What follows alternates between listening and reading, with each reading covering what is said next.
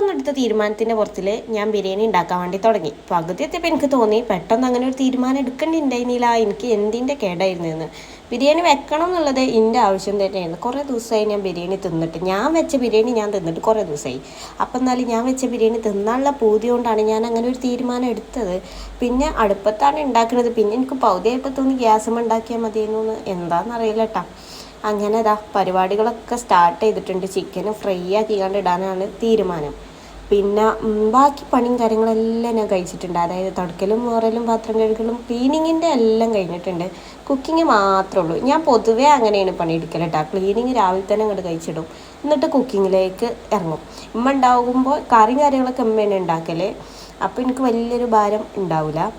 പിന്നെ അല്ലാത്തപ്പോൾ മീനും അങ്ങനത്തെ സംഭവങ്ങളൊക്കെ ഞാൻ ഉണ്ടാക്കുക. പക്ഷേ അതിൻ്റെ മുന്നേ എനിക്ക് മറ്റേ പണിയും കാര്യങ്ങളൊക്കെ കഴിയണം. അല്ലാന്നുണ്ടെങ്കിൽ ഭയങ്കര ഒരു ബുദ്ധിമുട്ടാണ്. അതൊക്കെ കഴിഞ്ഞിട്ട് നമ്മൾ കിച്ചണിൽ കയറുമ്പോൾ നമുക്ക് സമാധാനപരമായിട്ട് കാര്യങ്ങൾ ചെയ്യാം. ഇപ്പോൾ എന്തെങ്കിലുമൊക്കെ ഉണ്ടാക്കാൻ ഒരുങ്ങുന്ന സമയത്താണ് എന്തെങ്കിലുമൊക്കെ തീർന്നത് ഞാൻ അറിയലിട്ടാ. ആദ്യം തന്നെ അതൊക്കെ കുപ്പിയിൽ ഫില്ല് ചെയ്ത് വെച്ചാൽ മതി. പക്ഷെ ഞാൻ ചെയ്യൂല. അപ്പം പൊടിച്ചുകാണ്ട് ഒരു തപ്പിപ്പയിലൂടെ അങ്ങനെ ചെയ്യും. അങ്ങനെ സാധാ ബിരിയാണിയാണ്.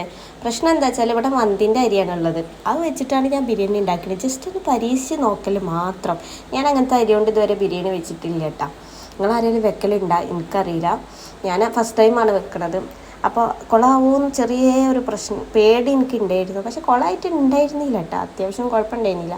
പക്ഷേ ആ അരിക്ക് ബിരിയാണീൻ്റെ അരിനീലാറെ കുറച്ചുകൂടെ വേവ് കൂടുതലുള്ള പോലെ എനിക്ക് തോന്നി. അല്ലാത്ത കുഴപ്പങ്ങളും കാര്യങ്ങളും ഒന്നുമില്ല കേട്ടോ. അങ്ങനെ മസാല ഞാനിവിടെ സെറ്റാക്കിയിട്ടുണ്ട്. ഇങ്ങനെ സെറ്റായ മസാല എന്തിൻ്റെയും അപ്പത്തിൻ്റെ കൂടെ ഒക്കെ കൂട്ടി തിന്നാൽ എനിക്ക് ഭയങ്കര ഇഷ്ടമാട്ടോ. ഒന്നില്ലെങ്കിൽ ഞാൻ വെറുതെങ്കിലും എടുത്തുകൊണ്ട് അതാണ് തിന്നും.